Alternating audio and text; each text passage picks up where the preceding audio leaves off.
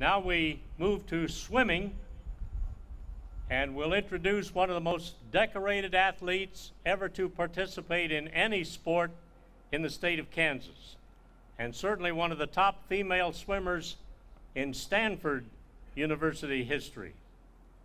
This lady was a 21-time All-American in women's swimming, a 9-time NCAA champion. She's a gold medal winner from the 1996 Olympic Games in Atlanta. She was absolutely outstanding in the backstroke, but tremendously proficient in many other swimming events as well. She didn't even swim competitively in high school.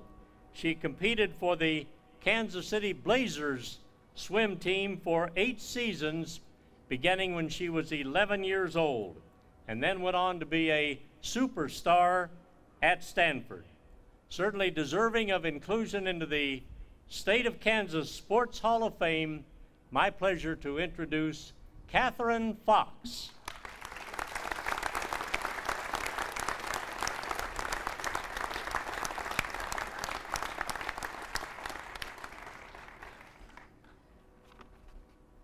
All of these coaches know the influence they have on their lives, but I don't know if they ever get to hear it.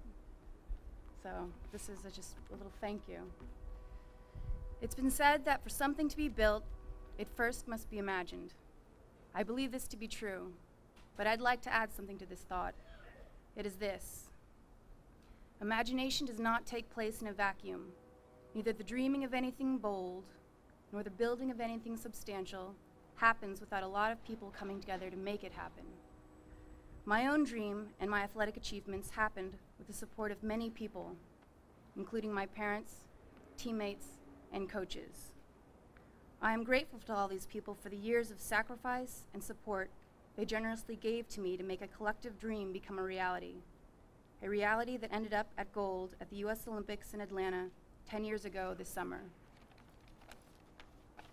Today, I want to especially thank my parents, who spent endless hours taking me to and back from swim meets, many of them right here in Wichita, and who gave me all the encouragement and love any child could want.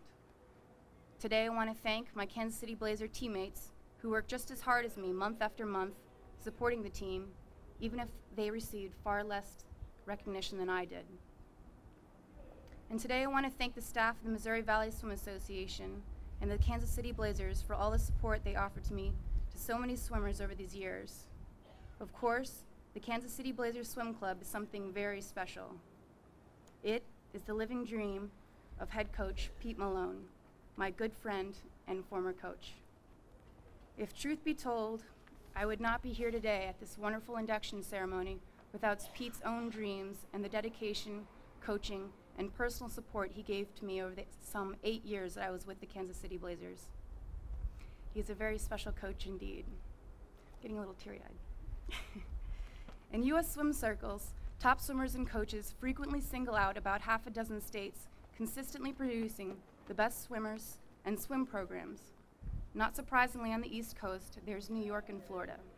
On the West Coast, there's California. To the south, there's Texas. And in the Midwest, you guessed it, there's Kansas. And when the elite swimmers and coaches think of Kansas, it's because they have their eyes focused on the Kansas City Blazers and on the latest swim techniques and team building practices coming from the head coach, Pete Malone. The Kansas Sports Hall of Fame is a testimony to the many great athletes and coaches who have come out of Kansas. I am proud that with my induction, there's now a clear link between Kansas athletic recognition and Kansas swimming. At the national and international levels of swimming, Kansas is definitely on the map. This is a fact not adequately appreciated locally, and is a result of decades of dedication to the sport of swimming by Pete Malone. As I said, we all have dreams, and no one dreams alone. Pete picked up his dream, in good part from his father, who, while suffering from polio, had his athletic abilities limited to spending time in the water with his children. Dreams of achievement get passed on in many odd and unexpected ways. USA Swimming has called Pete Malone one of the top 25 most influential people in its history.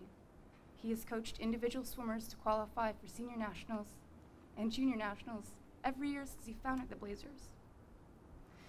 He's tutored 4 U.S. Olympians, Mark Dean in 1988, Janie Wagstaff in 1992, me in 1996, and Scott Goldblatt in 2000 and 2004.